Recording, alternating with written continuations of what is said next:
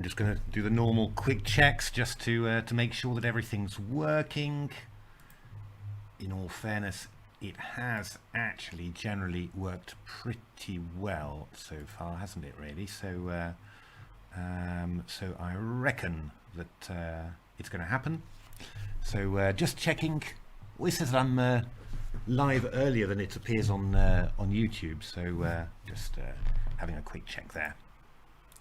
But yeah, some exciting stuff and some, I guess, some slightly disappointing stuff as well from my point of view, for my openings. It was, I have to say, I woke up this morning looking forward to, I think we're live there. Looking forward to seeing some exciting games in the modern defense I'd selected, and no, they weren't. Yeah, I mean, they're of course there's interesting chess bits in them, but I mean, from a spectator point of view, not good at all. I mean, all I can say is that the 4 test games I played in that line were very exciting. You know, opposite coloured castling, attacks, and all of that stuff. And yeah, just here in the first game, Leela played super solidly, and in the second game, yeah. Just Stockfish Castle Queenside, but then, yeah, seemed to play solidly as well. So, yeah, very, yeah, amazing. It was one of the things, yeah, you know, which I was kind of aware of, I suppose, when I made the book, that you can't always predict well what happens. But I have been surprised, you know, the last couple of times with, well, you know, there was the St. George's Gambit where Black gives away a pawn on move 3. I never imagined that would lead to 2 draws. And I thought that this one, I wasn't, you know, this one was always, 2 draws is always possible, but I had expected some attacking stuff on both sides, you know, but yeah, just didn't turn out. Well, hope lives eternal, and I definitely think that the next couple of ones of my openings are going to be sharp and interesting again. So yeah, well, fingers crossed there. But Jeroen has delivered the business anyway, so that's the good thing of doing it with 2 of you, that obviously if one of you has a slightly weak period, then the other one can pull through. And it's quite an interesting opening, actually. So I thought it just brought back a huge memory for me of one of my games. So I just thought we'd have a look there. And it's yeah, a very offbeat, very unusual opening. So let's have a look. Actually, quite Basmanic, really. So we've had quite a bit of Basman, I think we can say, in this tournament. Yeah, okay. Oh, I've got something to show you as well. But let's start off with this one. Import. So c4 e5, knight c3 d6, g3, knight c6, knight f3, and then g5, which apparently has been played by Vladimir Kramnik once. I mean, there was there has been, you know, a huge trend recently for openings involving g5. I mean, in particular in the in stuff like the Rai Lopez. So, for example, yeah, all these quiet Rai Lopez lines where you sort of go something like, I'm trying to remember one really, bishop b5, d6, castles, and then g5. You know, this sort of stuff. Not quite right, I think. Maybe bishop d7 first, c3, and then g5. But all these sort of things, you know, there was a sort of a huge fashion for them, and they've really, yeah, really taken off. I don't know whether this is only the engine influence. I think it's more to do sometimes with the fact that you know, chess players, they see one idea in one line, and then all of a sudden they just get creative, trying to apply them in all sorts of different lines. You know, and these G5 ideas. I mean, I think Mamedyarov was really you know, the big one for pushing these ideas. So I mean, g5 is not illogical, but it is, you know, it is rather risky. After d4, g4, d5, yeah, I mean, white doesn't, black doesn't really seem to dare take on f3 here. D takes c6, and here, yeah, I mean that's kind of understandable. But then in that case, you know, after d5, if you're going knight c7, then yeah, I mean, it really is the question whether this pawn is a weakness or a strength. Well, actually, it's just a weakness.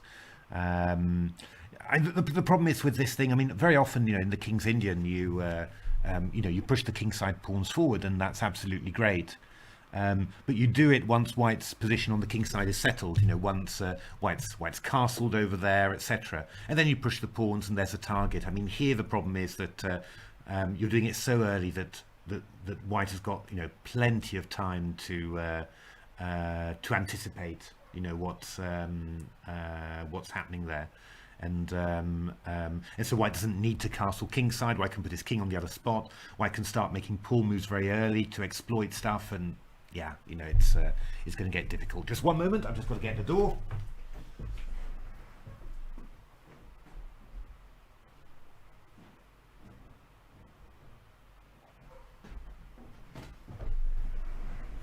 There we are. Sorry about that. Just back.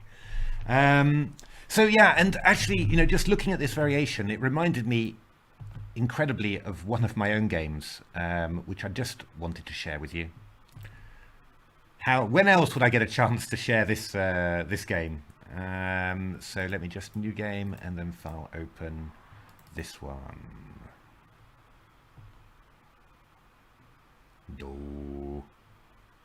There's my game list. Ah, there we are. Okay, somehow it didn't come up. So the story behind this is that this was actually my first tournament for, it must have been about 11 years really. So I stopped as a professional in 1999, and I played a little bit of club chess after that, Bundesliga, but it gradually got less and less, and then I think 2002 was when I finally really stopped playing. But yeah, I was having a bit of a tough personal time in 2010, and also we got one free day bonus from the Dutch government every 5 years. The Freedom Day for Holland from the Second World War gets celebrated with a day off, and well, I saw there was a chess tournament on there, so I thought, what the hell, let's just go there and play. And well, I had not looked at any openings for a very long time, and well, you know, I really sort of did what I did on the spur of the moment. And the thing that I remembered really was Basman's openings. So I thought, well, you know, why not? It's only a bit of fun. Who cares? A6. So I was black in this, and I was playing a Dutch player, Fred Jonker,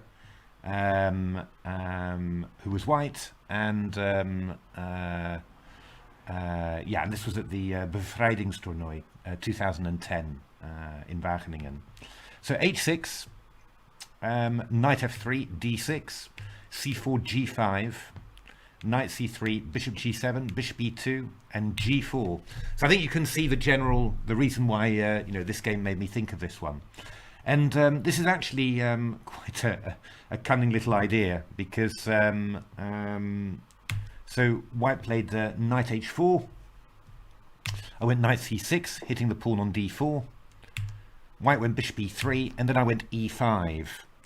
And yeah, this very annoying move is attacks the knight on h4 and also attacks the pawn on d4 as well. So slightly irritating. So White played d5, and actually, you know, in this position I played queen h4, and we got this d takes c6, b takes c6. You know, that could have occurred on the fifth move in this game. And I mean, this is just very unclear in actual fact. Well, unclear. Probably I'm still worse as black. It's black is a pawn up, but this one's obviously a target, and the queen's on h4 having to defend it. This queen side is also quite weak, so you know, c5 is going to be quite dangerous. But I mean, you know, what can you say? I mean, it's a pretty wild position. So you know, I was pretty happy with playing it. My opponent was 2100. Obviously, I wanted to win, even if it was my first game in I don't know how many years. So white played g3. Yeah, I mean the best move is to go back to e7, but I didn't want to give up my my ill-gotten gains so easily. So I went queen h5, queen a4, and white, yeah, went for the queenside pawns. I don't care about the a6 pawn, but I do care about the c7 pawn. So, oh, good lord, sorry. Giving you way too much of a preview. So rook c8, castles, knight f6, c5, and off we go, d5. E takes d5 and castles. So, yeah, I mean, essentially black is just randomizing stuff. It should still be better for white, of course. But yeah, I mean, I just want to... I'm just going to keep tension in the position and just keep it going. So d6, I played knight d5, which was maybe not the best move, but again, it's making lots of confusion. Bishop takes a6, and now d4. So giving up the exchange, but yeah, I mean, you're not really going to worry about that too much. And d4 is attacking the bishop on d2, and you can really see if white takes on c8, then I get lots of strong light squares. D takes c7 was yeah, interesting. The idea is that d takes c3 will be able to be met by rook d7, and then I've really got difficulties stopping white from taking on c8 and going rook d8. But I went rook a8, pinning the bishop, which was a nasty surprise, queen b6, and then this move bishop c8 was quite nice. I'm unpinning the d pawn and also attacking the rook, and then after bishop c8, rook c8, I'm still threatening rook takes a2 here. So white saves the bishop, rook takes a2, and all of a sudden this has got very, very difficult for white. And king c2, I went e4, so I'm looking to just to play d3, and rook takes b2. White played bishop c3, which was quite interesting. The idea is d takes c3, rook d8 check. So I went queen d5, always keep control, queen d6, d3, king b1, queen b3. White decided to take this one, but after rook b2 check, black resigned. So there we are. I mean, that's just it just reminded me very much of the structure in the game. Just you know, just this position really. And yeah, the funny thing was about it was that after 10 years, and of course, you know, I wasn't Dutch, I'm an English player, and actually nobody really knew who I was anymore. Even though I had GM next to my name, everyone, I don't know what they assumed, but I got a big lecture after this game from my opponent, telling me that I really understood nothing at all and that my play was awful, and that of course White was winning all the way. So it was quite funny, really. But I won the tournament with 7 out of 7. I beat Jan Timman, I beat Erik van den Doel, obviously two very strong Dutch grandmasters, both obviously, well, Jan Timman of course, over 2600, and also Daniel Friedman as well, very, very strong grandmaster from Germany. He's rated above 2650. So it was, and I won my last round game playing a6 and h6. I kept on doing the same stupid stuff all the way through. So it was a hell of a tournament, and after that I just decided I was going to start playing chess again. That feeling was too good, really. So, but anyway, that was just wanted to came up in my mind and thought it might be interesting to share. Yeah, a very funny memory for me as well, especially being lectured at the end of it. So let's have a look now at the serious stuff. And this is Stockfish against Leela. So Leela won the first game, which, to be honest, is not at all surprising. This should be a position that Leela plays very well. And now we're going to see what Leela is going to try and do to hold this. I mean, I would say that I would expect Stockfish to be able to win this as white as well. It's all these weaknesses, you know, long-term weaknesses. I mean, you know, what's the point about them? The point about, you know, having a weakness like this on the king side, it's never quite about the weakness in itself, but also the knock-on effect that that it has on the position. So you know, because you've got a weakness on one side, you're less able to do crazy stuff on the other side, and then you just end up you just end up a bit passive, really. You know, I mean, that's the it's never just the weakness itself that's the only problem. It's the knock-on effect on the rest of your position, and here for black, knowing that white's always got these undermining moves, h3, etc. Black's going to have to keep some sort of pieces controlling the king side, and that's going to mean that black can't really make too much on the queen side, and probably black would really like to make something of the king side, but just white's presence there is too strong. White's been able to anticipate so early that the black's not going to be able to get it, and of course the fact that that black has played h5 and g4 before playing f5 is also very irritating. I mean, I had it in my game as well, that if black plays f5, then white will play e takes f5 and get a beautiful square on e4, and also a lot of other squares to attack as well. So so some difficulties there for black. I mean, black could aim for something like and what I was always doing whenever I got these types of positions, because I got this type of structure quite a lot from these weird Basman openings. I was always trying to play knight to e7 and then to play f5, retake with a knight on f5. Let me just show that to you, because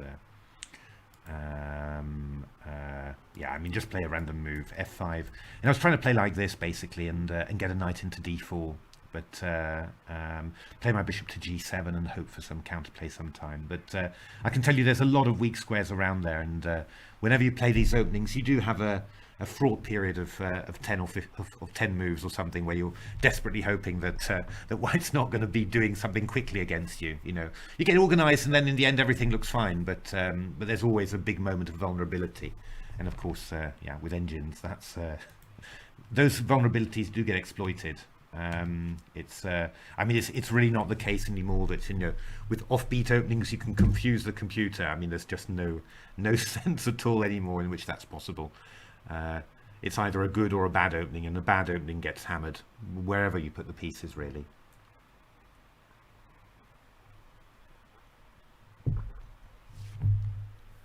But of course, these were also some of the things I was looking at trying to include in the TCC.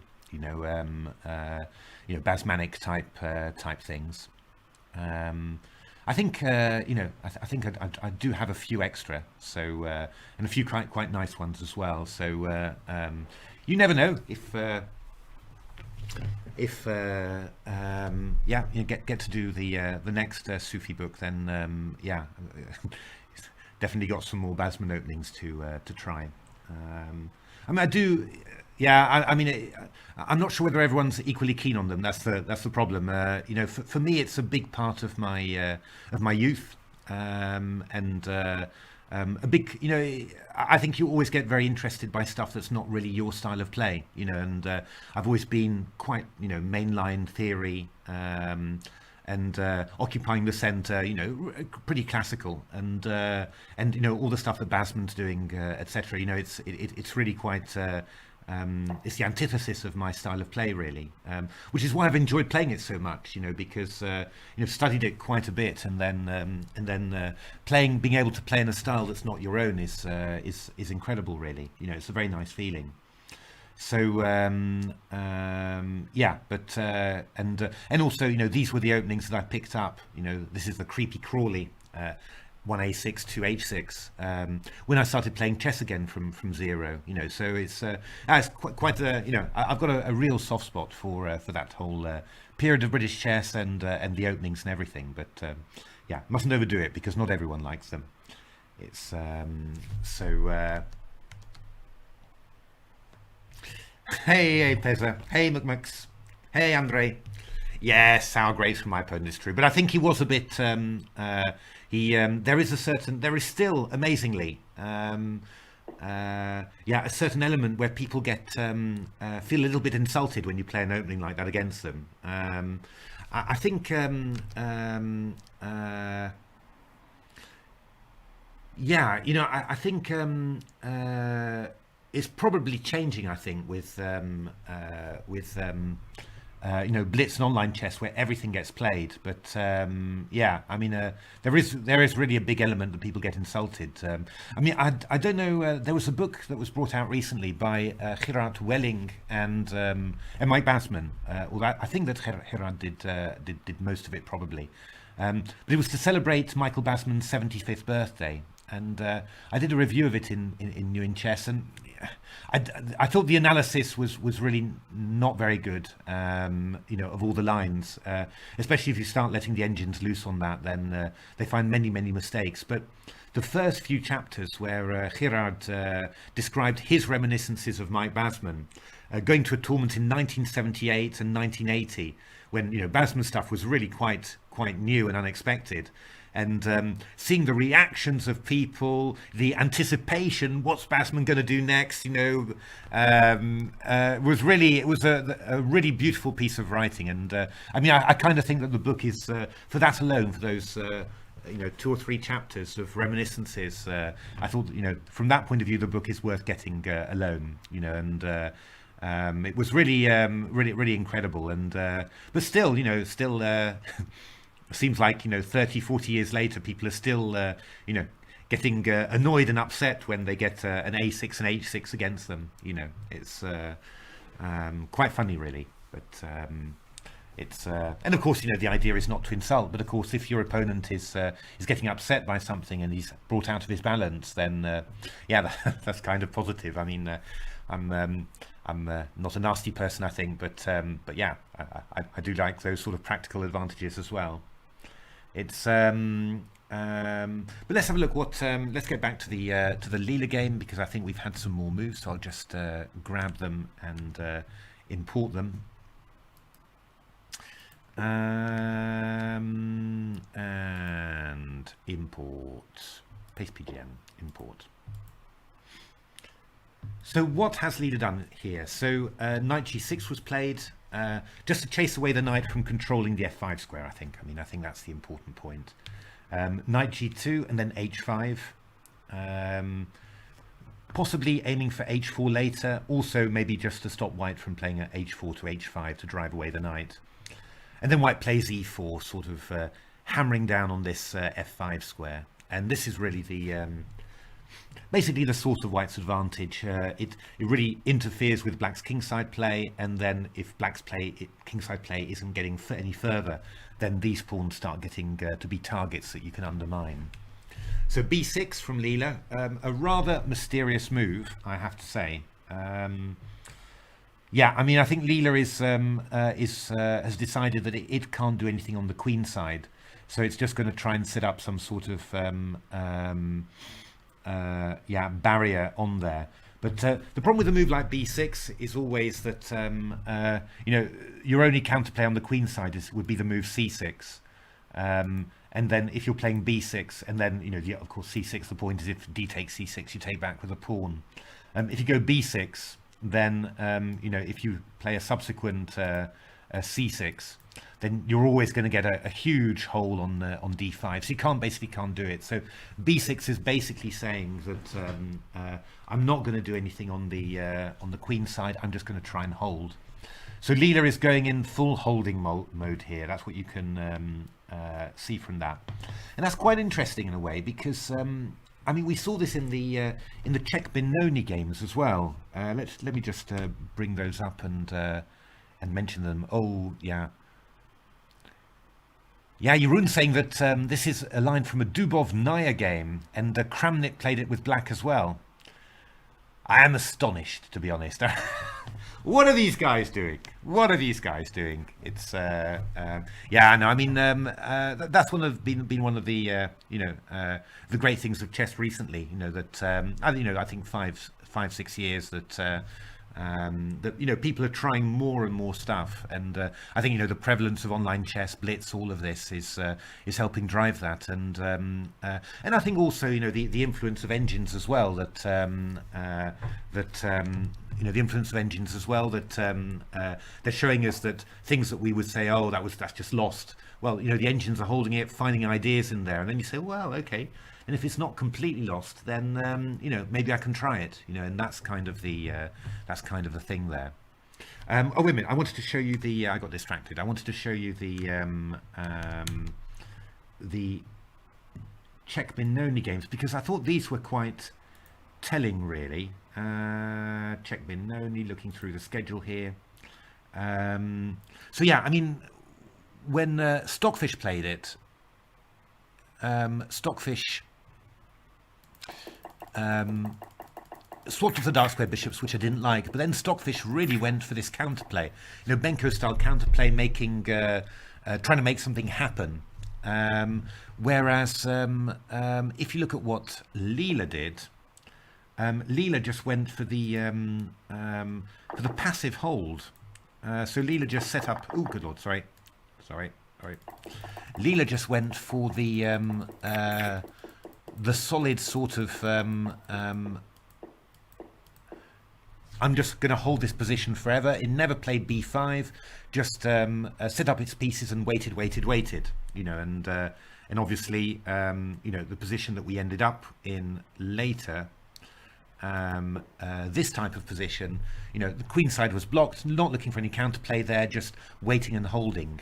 And yeah, I think I'm probably, that's probably the the influence of AlphaZero, but I wouldn't have expected it from Leela, really, because AlphaZero, one of the defining characteristics of AlphaZero's play was that it always looked for counterplay. If it felt that it was getting squashed and that it was long term, had a bad position, it was going bananas, you could say, sacrificing stuff just in order to generate counterplay. And so yeah, obviously Leela, it's a long time back now. I mean, many improvements made to Leela, etc. But Leela, what does come from did start from the from the science that DeepMind released in their papers, and really built on that. And so you'd expect Leela to have the same reactions. That's what I mean. Whereas it seems to me more that that Stockfish has many more of these AlphaZero reactions. This sort of slight panic in worse passive cramped positions that leads it then to start sacrificing pawns and really looking for counterplay. Whereas Leela just here, and I'm not sure whether it's this, whether it's I haven't noticed it as a trend recently, but I haven't really been watching out for it. But whether it's just the way that it's going, and then this net on top of it. But Leela really seems to be for the I'll hold you, in those sort of things, and not going bananas and sacrificing pawns. I mean, I'm not sure which way is best objectively, but yeah. I do prefer the I prefer the Stockfish approach at the moment. Going for active play like that, and I think it's been more successful for Stockfish in general. But maybe it's also in the position as well or not. I mean, sometimes like what Stockfish did in the Czech Benoni, that's sort of acceptable. It doesn't look, doesn't feel like it makes your position so much worse. Here it might be suicide. So that's. So what have we got here? Well, Stockfish. Actually, I mean, Leela doing a very nice positional job here. In actual fact, just in general, because so it's played these moves b6 and a5, and when it played it, I was thinking, oh well, maybe playing b6 and then a5. I guess maybe this knight on f6 is going to go round to d7 to c5, but Leela's much cleverer than this. I mean, this knight on g6 really has nothing to do. It's completely dominated by this pawn on g3. So Leela is just taking out the good practical decision to activate a piece that's not doing anything, and this knight is being redeployed via f8 to d7 to c5. So yeah, I mean, that's good good positional play. And Leela, spending time to get this in, it feels a little risky, I have to say, because this H file is being opened, and we've got this loose bishop and the rook behind it, and but looks like Leela can get away with that. Rook to f1, wow, and now h4, wow. Yeah, I mean, this is one of those things actually that. they always one of the general rules, for chess is that when you're defending, is that you shouldn't make pawn moves on the side where you're weaker. Don't give the opponent chances to if you make pawn moves, you move your pawns closer to the opponent and give him more chance to attack you. But yeah, this is one of the things really that you notice that the engines break very often. I mean, maybe it's a good general rule, probably is, certainly for humans, but you see engines breaking this rule many times. And here I'd be saying, just get your king castled, get out of there, and see what happens. But presumably Leela's thinking, yeah, okay, but this is long term, this is bad, and I've got to spot, any opportunity I've got to stabilize my disadvantage. I'm going to be worse, but let's get the disadvantage stable.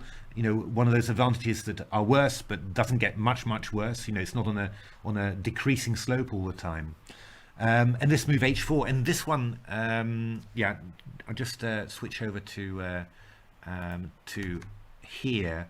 This one reminds me very much, actually, of a game that I suppose wasn't too exciting, and yet, it was extremely impressive, because this was Leela defending this position, and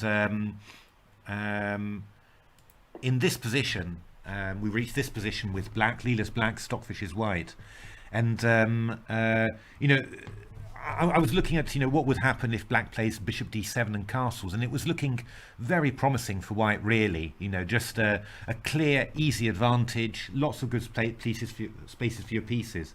And then Leela goes for this incredible idea, knight h2 and f4, which is just really exploiting all the activity whilst you're uncastled, whilst all your pieces are in odd positions, but just exploiting those opportunities to stabilize the situation. And what happened is black manages to exchange off the f pawn, which also activates the bishop, and then just regroup just in time to get itself organized. But it's and then afterwards, the game was a bit dull after that, and you might sort of think, oh, that wasn't a great game. But I mean, really, that sequence of play is extraordinary. It's really the very highest level. That's really kind of superhuman, I think you can say. So and this is deeply impressive as well if it works. h4, I mean, because this is really really quite amazing. Now Stockfish has just played king b1 there, which is quite interesting. It doesn't feel like the sharpest thing. And now what's Leela aiming for? Yeah, I mean, Leela's let's have a look at the PVs, because it's quite interesting. It's all judgment, this, basically. Leela is looking for wholesale exchanges here. Oh, interesting. So the bishop goes back to g2, king e7, and what Leela's looking for, I guess, is somehow to get this pawn structure stabilized. If f takes g3 in this position, then black gets the g4 square. You can't drive it away, so you'll be able to go stuff like, I don't know, queen g8, knight g4, and gradually you'll have some sort of footholds on the king side for your pieces, and with footholds you've got a chance of holding white back somehow. There's something which I've really taken over. I heard it in a DVD by the Romanian Grandmaster Mihai Marin. Very interesting player, 2600 at his best. I think also worked with Judith Polgar a lot. Very deep player, analyzes very deeply, and written some excellent books. But he really gave this concept of, he said that the Russians always had this stable pieces. You've got to find pieces where your squares where your pieces can't be driven away from. And this is really an example. After fg, we've got a stable square on g4 for black's pieces, which should give black some way of holding on. And the interesting thing there is that if you look how the engine's reacting there, f4. So we're not just going to take the pawn back and just accept that black's got that stable square. We're going to be trying to exploit it, and we're going to be exploiting it by opening up the center. Okay, you'll still get your stable square, but in return, I'm going to get this break that I might not normally have been able to get. So, and how's it looking? Knight g4, fe. piece sacrifice, not accepted. And yeah, again, if you're looking at this structure, black's got this stable square on g4, but white at the same time has got its own stuff back, managed to really dilute this black pawn structure. Now the c7 pawn is gone, and b6 and d6 are weak. So I mean, this is a very sharp position. Leela's a pawn down here. The reason Leela's not totally dramatic about the position is the outpost that it's got for its knight, and the fact that some of white's pieces are quite passive, and it's not really clear how white's going to break through. I mean, if white's got a way to really get a big, huge advantage in this position, it would be by playing e4 to e5, which, to be honest, definitely needs to be considered, I think, in this specific position. But that would be the way that you break through, because you give away a pawn, you know, e5, knight takes e5, but you get the e4 square for the piece. The queen's diagonal starts being opened. I mean, something like that would be really the way you'd need to do it, you know, from this PV. I wouldn't be surprised if e5 in that position was really, really good. So let's have a look what Stockfish is thinking. This is a really good game. You know, I mean, it really is an exciting game here. And remember, you've got to sort of calculate the tactics along the way. You know, bishop d7 check, uncovering the attack of the rook on h8 is met by king takes d7 there, and the queen protects. You know, these are all the sort of details that you don't really notice along the way. It's only when you try and play, you know, sort of practice games against the engine that you suddenly think, oh god, it's that tactic. Oh no, that was covered. Of course they saw that, you know, but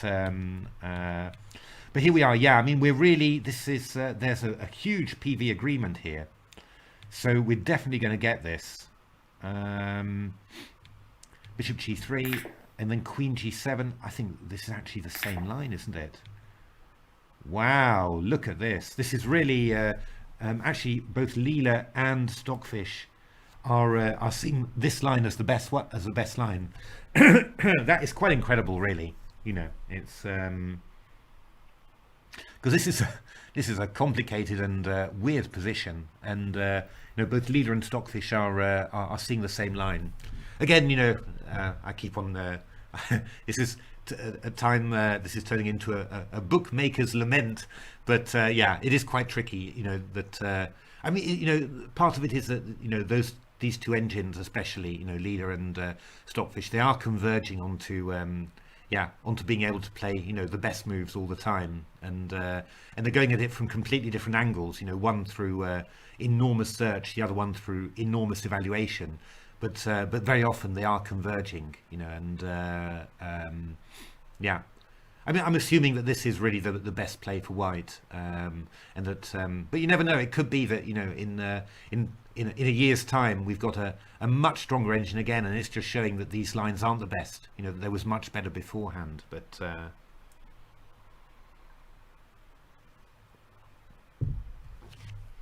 yeah, I mean, this PV, which I'm pretty sure we're going to get, is pretty sharp. I mean, it really is ropey for black. You know, everything is very loose, but black's hoping that there's nothing decisive, and that the activity of black's pieces and the passivity of this light squared bishop is going to be key.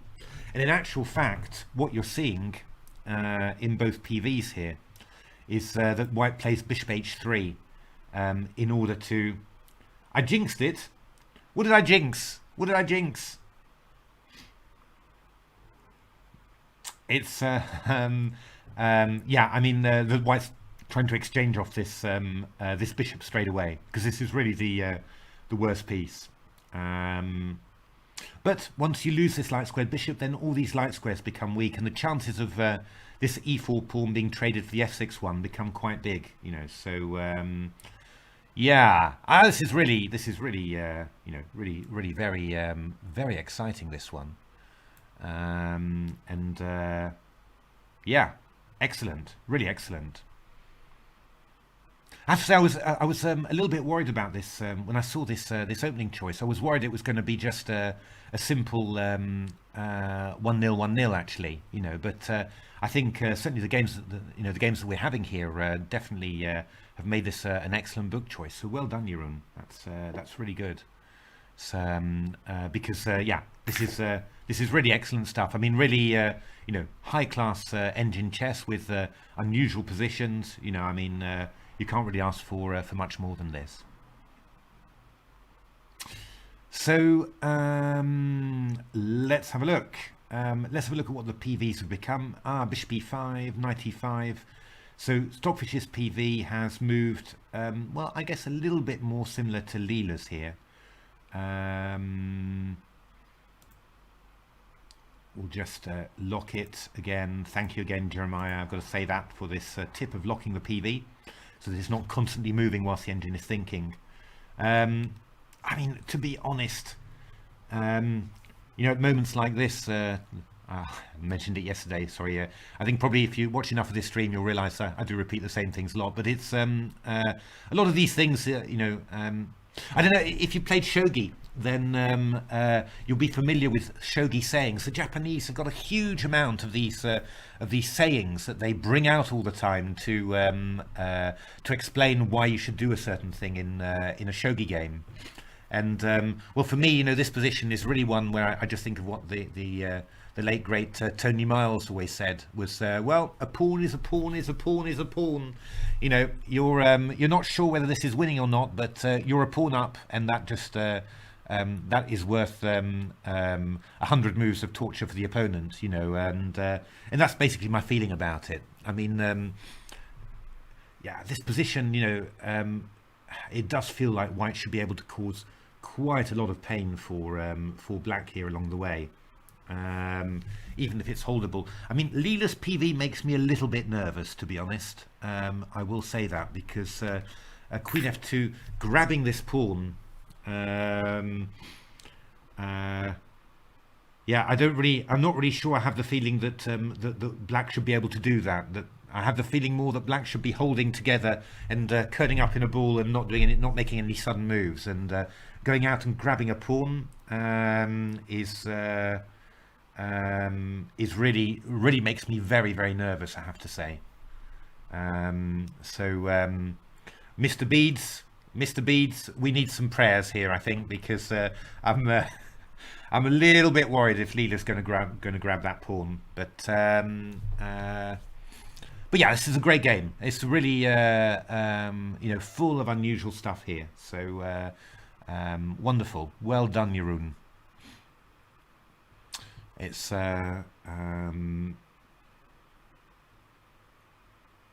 yeah, very, very Basmanic as well. So I really like this.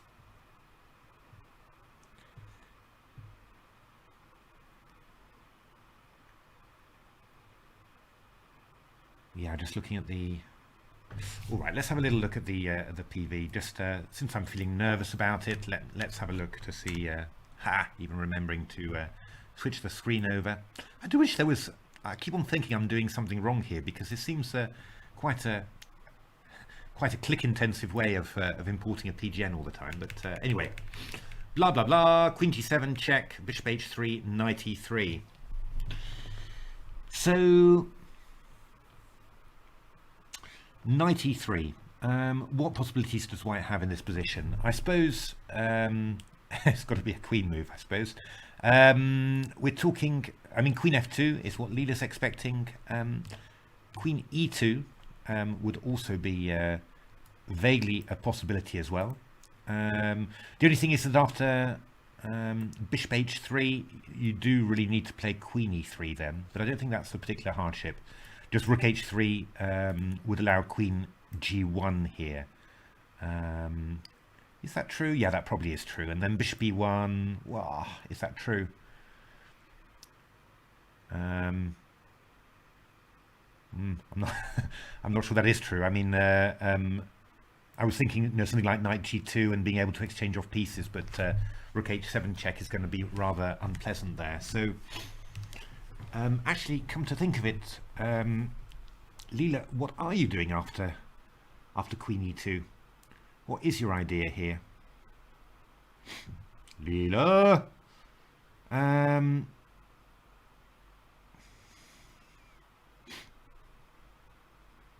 What is the idea after Queen E2 actually? Because Bishop takes H3. I mean, to be honest, even queen e3 feels very rough for me, because if the bishop goes back to d7, then we're just playing e5 here, and queen takes e5, which I wouldn't recommend. So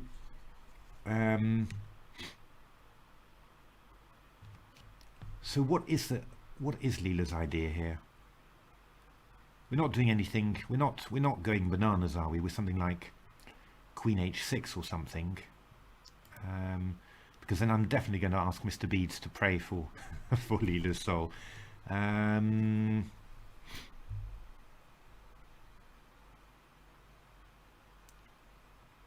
trying to find something clever here, you know, like or like rook h8, you know, for example.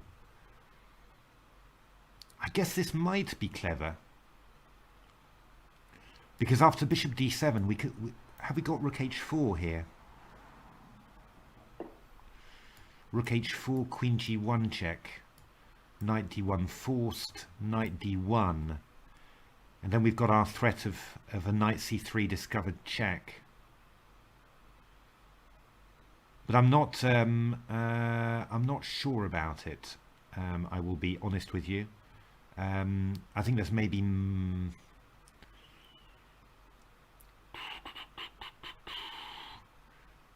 I mean, what's happening here? I go queen g4 here. I give knight c3 discovered, double discovered check, king c2. Oh, queen b1. Sorry, I hadn't spotted that one. Takes queen d3 is going to be mate. I mean, there's king d2, but I will assume that this is well, assumption is the mother of well, we've got knight c takes c4 check. So could this be the way? This queen b1 check idea is actually quite unpleasant. I mean, I was thinking originally I could go bishop h3 in this position. Why was I thinking that? Knight c3 check is double check. Sorry, I'm going crazy. I wanted to block on f1, but that doesn't hold water at all. Rook h7 check. You can see what the problem is with human calculation, really. That you can sometimes see a lot of good things, but at every step of the way, you're always in danger of missing simple tactics. Or I think it's more to do with the reason you miss this stuff is you know, you're trying to you reach a position like this, and it looks like you've got some ideas and looks like it could be working, but I mean, it's very fraught, and if you make one mistake, if you just get it wrong, then you're completely lost. And so what you try and do, you try and push the barriers. You sort of try and not believe it and try and be really skeptical all the time. And then that's when you start, start to say, oh, but wait a minute, there's this move, and then you say, oh no, that's a blunder. Because it's sort of not, it's not quite about missing easy stuff all the time. It's more about, you're really pushing your boundaries, trying to think of moves that you've rejected automatically, and try and think of them. And that's when these stupid mistakes come in, where you're saying, oh no, that doesn't work. Yeah, but it's obviously quite a time-consuming process for humans, whereas engines just do this in no time at all. But I think this is quite good. So I think this must be the idea that queen e2 is going to be met by rook h8, and of course queen e3, rook h4 is just a pin here. So this is probably why Leela's expecting queen f2. Fine, great, okay, we've understood that. And now if you went rook h8 now, then the bishop on h4 is defended, so I could go bishop d7 and then queen e3. That's the idea. So after queen f2, let's just have a quick check back just to see. Yeah, we're still carrying along in this line. Okay, and the Stockfish going down a little bit. My goodness. Oh, so Leela currently ahead on Jeroen book, Stockfish ahead on Sadler book. Funny.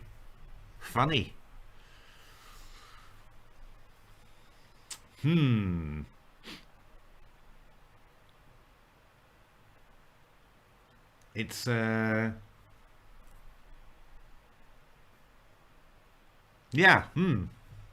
Gonna have to reflect on this afterwards. All these rumours of getting sort of under the table channel points from Stockfish. They're all going to surface somehow. It's okay. Queen f2. I thought, yeah. Obviously, I meant my book to be quite balanced, of course, but going to be interesting to see at the end, actually. And yeah, I mean, definitely learning a lot from seeing these openings, and yeah.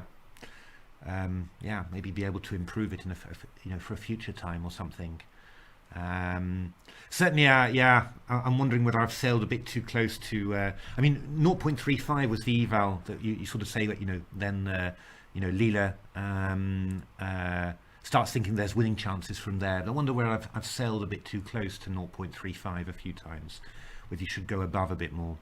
But it's it's always tricky. You go a bit above, and then all of a sudden the engines are just hammering the opening. It's kind of tricky. But maybe we should have a look at. I was just thinking about it. Maybe you should just have a look at in your whenever I play the practice games, I should have a look at the eval curve somehow. And see whether that looks promising for increasing, or whether it's just staying the same or tapering off somehow.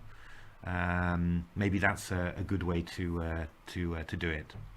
Probably more do it. Yeah, it's a bit obviously for the League 1, League 2, League 3 books. There's a completely different approach. Obviously using a lot of automation on that, and that's I had the feeling that the Division 1 book, the League 1 book, worked very well this time. I think the only risk with that. With doing it in that way, I think, is that sometimes the openings aren't really openings that human players would play. And what I'm very keen on, I think Jeroen too, is trying to find these sort of openings that you could imagine human players playing in a real game, and then also still having that richness and uncertainty that the engines can make something of it. And that's obviously not always easy to do, but this one's great. I mean, played by Kramnik, played by Nayer against Dubov, and producing some great engine chess. So very nice indeed, very nice. But yeah, Queen f2. Oh wait a minute, I heard a little clicky there. So where have we got to? Yeah, we're still going on strong. So Matthew, still a bit of time to analyse this and see whether Queen f2 is going to be because Leela's still got this in its PV. So oh no, don't say that. Don't say I'm jinxing the Sufi for you. Please. I can tell you, I felt I really felt really down this morning after seeing those modern games. I was really I was so down after seeing them. It's really I couldn't believe what had happened there in those games, because it was I mean, this is it's that's part of a line along AlphaZero Stockfish game, and then the engines aren't playing as riskily as Stockfish 8 played. They're playing a little bit more solidly. But I was still getting massive kingside attacks. I mean, I see those modern games, and I just want to go G4. I get a knight onto G5. I just go G4 and push through. And it was, it really happened in some of my practice games. So, I mean, the Stockfish game shocked me in particular, because Stockfish spent castle queenside and then brought its knight back from G5 to H3 to G1 to E2. I'm really thinking, come on, Fishy, this is not the way to do it. So I was quite I do confess I was quite down this morning. So hoping that that will improve. But I was quite down about the St. George games, because I really thought that those were guaranteed win producers, to be honest. And I mean, I give Leela a pawn on move 3, and what more can I do for a girl? But just ends up insta moving and not winning. So terrible. But it does unfortunately feel a little bit like the coach complaining that his player isn't doing well and putting all the blame on the player. So no, it's just from a few of these things, I'm definitely going to have a rethink. For future books, but tough, always tough to get it just right. Okay. Yeah, I do also have the feeling, by the way, I don't know whether it's true, but that the Stockfish from around March or something is playing somewhat differently to the Stockfish now version. So yeah, I mean that's also yeah, also one of those things that's hard to gauge. You know, and I have had it, you know, from because I've kept on updating the Stockfish dev versions as time has gone on, and I have noticed from time to time you do get a big switch in emphasis. You know, some versions seem to be, you know, play very attackingly, and then, you know, one version seems to go to end up playing the same line much more positionally.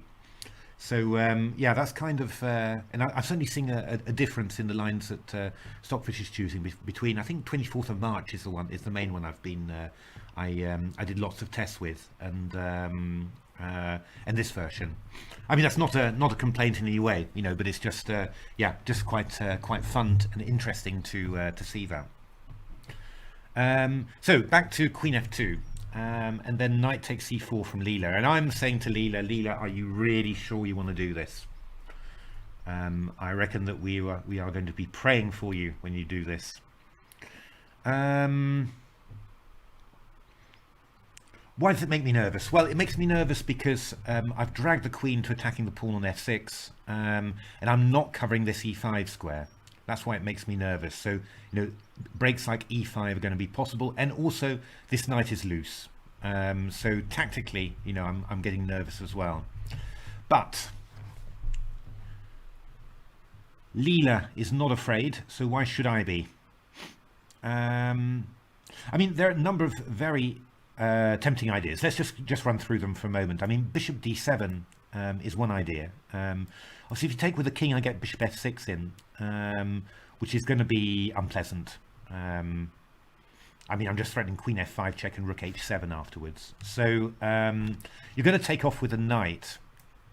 And now I am getting seriously nervous here because I've got queen f5 here, where I'm threatening queen e6, and also I'm interfacing with the rook on h7. Only maybe the point is that is rook h8 possible here? Is rook h8 possible here? Maybe queen e6 is just a blank shot. You know, bishop f6. There's just knight f6,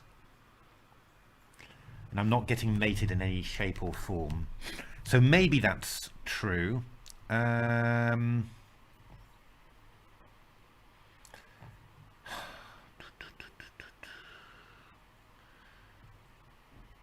I mean, what if I just threw this one in?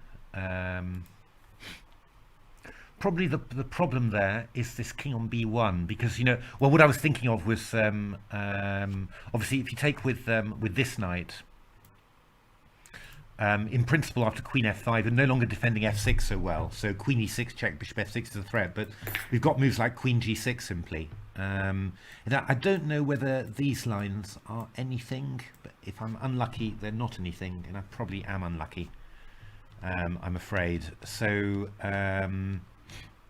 so bishop d7, not sure. Bishop e6 is another idea that's maybe interesting. Oh, thanks.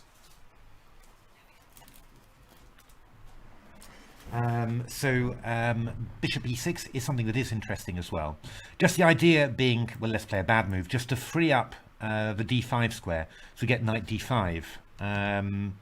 Now you can't challenge on the h file at the moment because I take on f6 and take and go rook h8.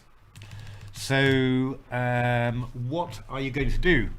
The only question is whether is there actually a threat here. But I think that, you know, I'm starting to look maybe to play rook g1 or something. I mean, rook g1 is quite a nasty threat here. I'm covering this f7 square, so I think you should probably take it. No, wait a minute. Oh yeah. I mean, one big threat here that I've got here is to go bishop takes f6. So play a random move. It's to go bishop f6 and rook h7. You know, because I'm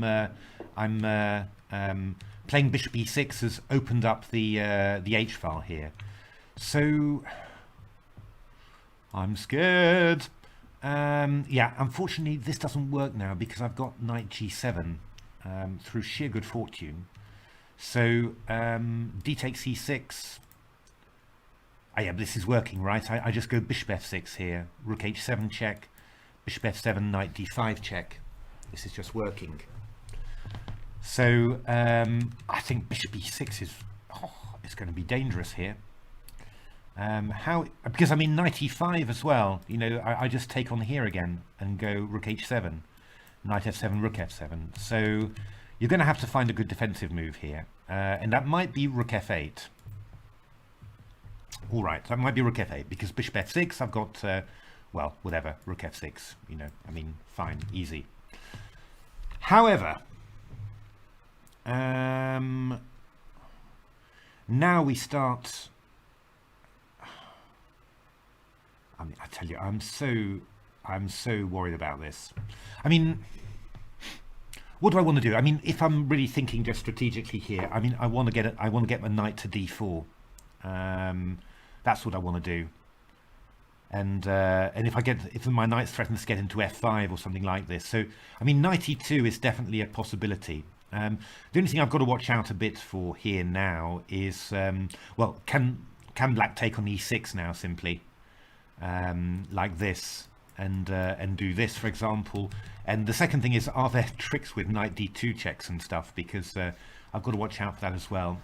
It doesn't quite have the feel that it's knight there is cool. Just have a little look at the board, just to.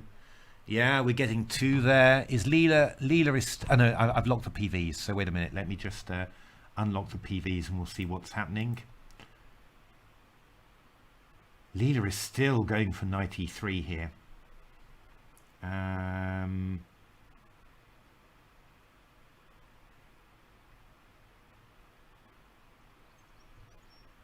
Yeah. And just thinking a3. That's the weird one, right? Just thinking we're just going to go a3. That's not. Will Stockfish play? I can't believe Stockfish would play a3. I mean, we're gonna be looking to try and win this one. Now the question is, sometimes, you know, you've got these are the subtle things that you do, you know, and black plays a move and then you go there and then you've got some invasion, but I don't really see it. Oh, come on, Matthew. I mean, rook g1 feels very tempting as well. The queen doesn't have that many spots. Queen h6 maybe, looking for something sneaky down here. It's something sneaky. That always reminds me, I don't know whether anyone's ever watched this, but has anyone ever watched The Adventures of Penelope Pitstop? It was a cartoon series that I watched as a child, and it was so Penelope Pitstop was a girl dressed all in pink, and she was always being chased by the evil Claw, who was in fact her uncle Sylvester Sneakley in disguise. It's well-known character, Penelope Pitstop. She was in all sorts of things like the Wacky Races as well. Wonderful series. It's scam alert indeed, bullet of our man. Board please, says Andre. I think I've got to the board in time. Queen h6. This is not clear. How are we going to proceed here? I'm not sure. I mean, I'd love to do a move like Queen h2 here. I mean, I don't really have Bishop f6 threats, but I feel like I haven't really got them, have I? Frustrating. Is Bishop e6 best? Maybe if I went Bishop f5, would this be an idea? Oh, wait a minute.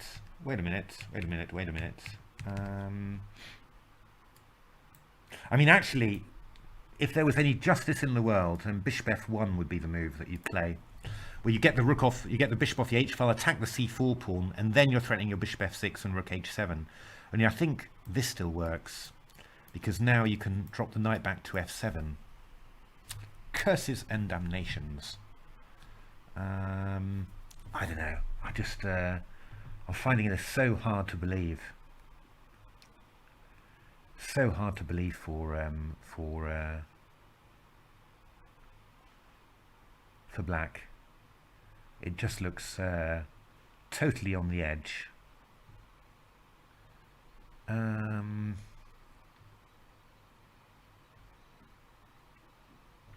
right, wait a minute. Let me just put home fish on it. Let's. I wish I wanted to find something myself, but I'm.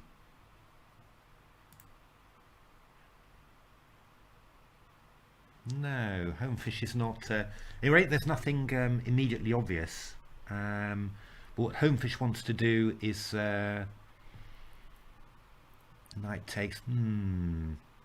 Yeah, I mean, you see these lines down here where, you know, White's taking on d7, wanting to bring the knight round to e2, but there's nothing. Let me just lock the engine in this position. I mean, we're seeing rook g1, queen h6, bishop takes d7, knight takes d7, b3, and then knight e2. I mean, this is pretty. I've got to say, this is pretty ugly, right? For black. I mean, this knight's coming round to d4, and we're coming then to either c6, f5, or e6. I mean, I'd really say that this position has got much worse than taking the c4 pawn has not helped black at all. I mean, actually, you know, taking the c4 pawn feels really bad as well, because it just opens up the c file, and I'm pretty sure that White's going to be able to exploit that one easier than black. So, I don't know. I mean, I could be completely wrong, of course, but I'm super nervous here now.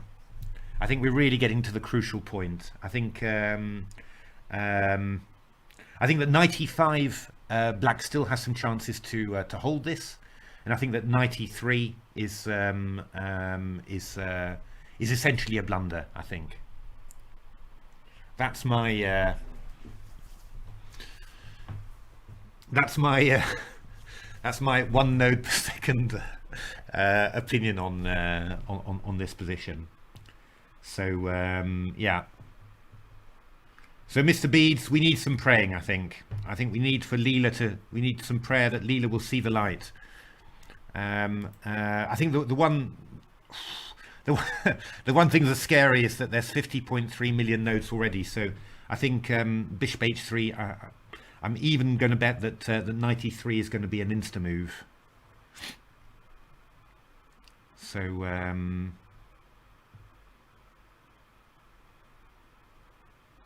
yeah, I'd much prefer Stockfish's line to play it nice and calm, knight e5, and then grab the extra time. I think. Oh, there we are, knight e3 insta move. Oh, and the Stockfish is jumping. Stockfish is jumping. We called it. We called it. Oh, yeah, we called it. We called it. Ah, no, but this is so clear. This really is just. It just jumps out at you, really, that you can't do this. So, yeah, yeah. This was just pushing it too far, really, and that's the really, it's a bit of a frustrating thing about Leela, really, that I mean, it's not that I can see the refutation, but it just it just feels instinctively that this is too much, right? I mean, you've given up a pawn, you've got this tough defensive structure, you can't. The English Grandmaster Julian Hodgson, he always had these great expressions, but he always said, said in these cases, you want jam on it. You've got your toast, you've got your butter, but you want jam on it. You can't have jam on it. And that's what it really feels like, that Leela was really pushing this to the extreme, and yeah, and yeah, I mean, you'll probably need Stockfish to sort of prove exactly how it is and all that, but I do think that this is a bad move.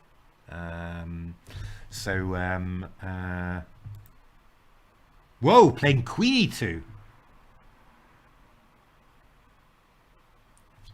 Wow, Stockfish. That is really.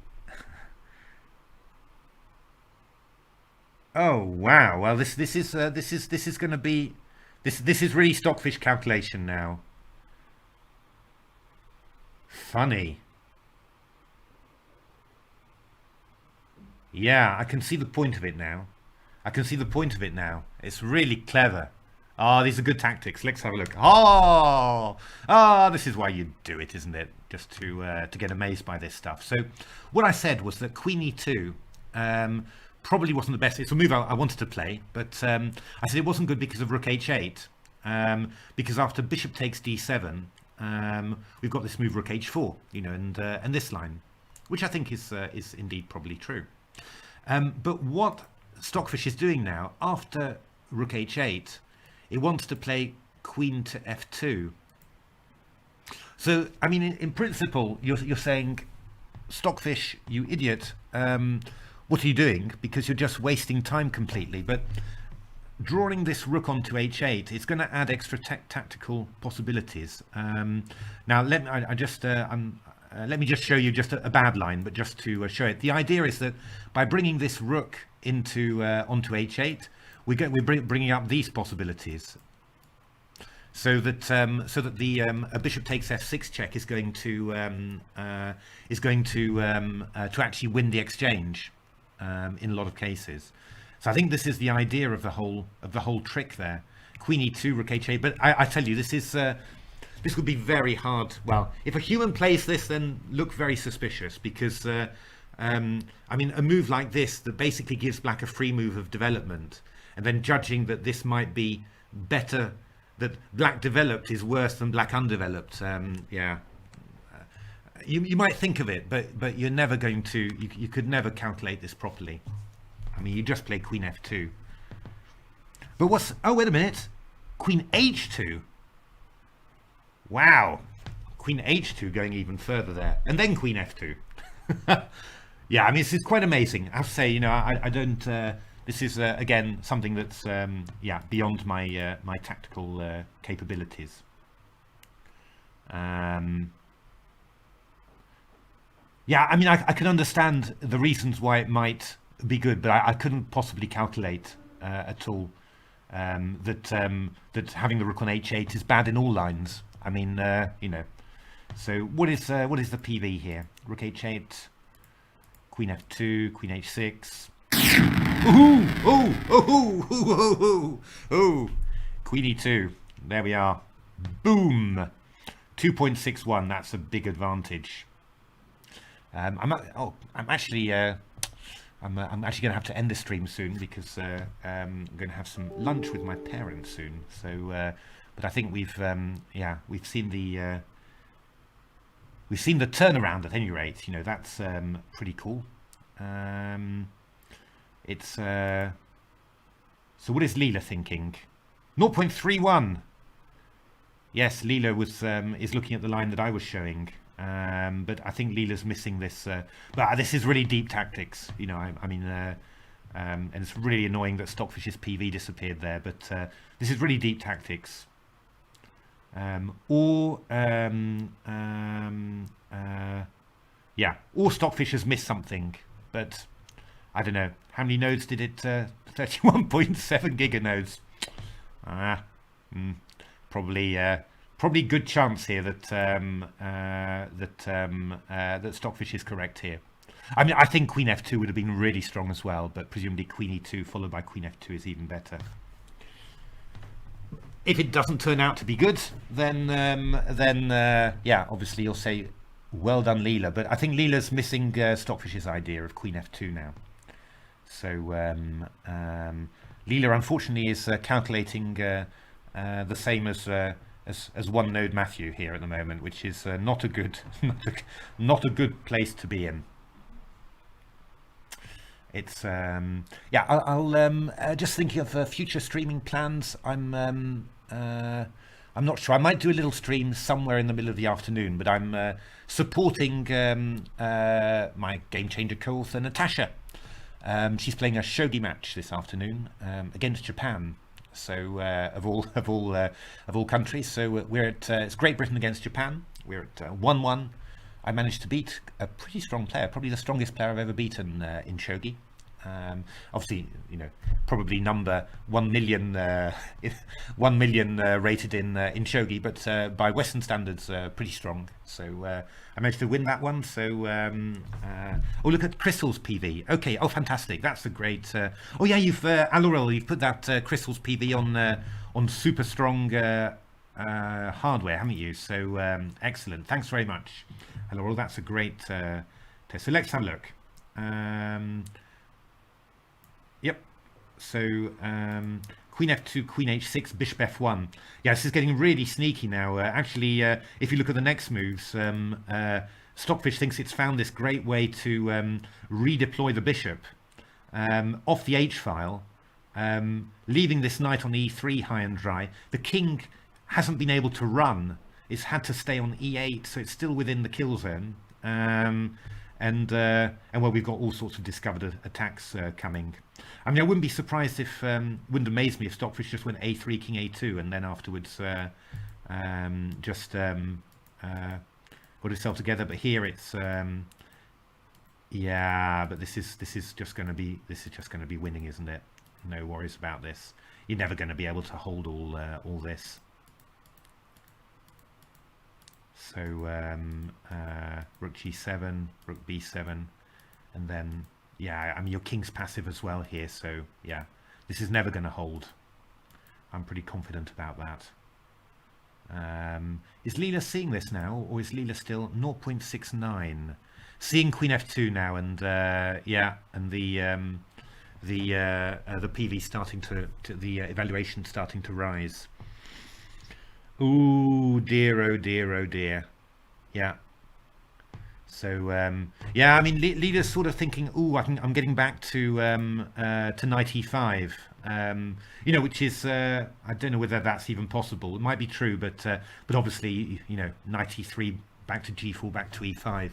You've wasted a couple of moves, and White's definitely got a lot of what it wants. So and I don't even know whether this is really realistic that Leela can get its knight back. Maybe it is. Maybe it is. So maybe it's not. Yeah, not 100% over yet, but Leela's definitely slipped a notch there, and given. Thank you, Mr. Beads, for being a hero. Now, obviously, Mr. Beads has bet 250,000 channel points on Leela, so yeah, could be a risky one there.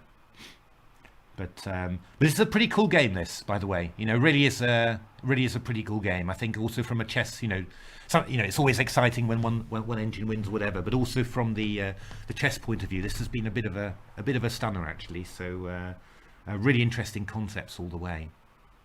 All right, I'm now going to be sociable and see my parents. I can't spend all my time with engines. And yeah, thanks very much everyone for the chat, all the interaction, all the interesting stuff. I'll just take a last look at no more messages in the YouTube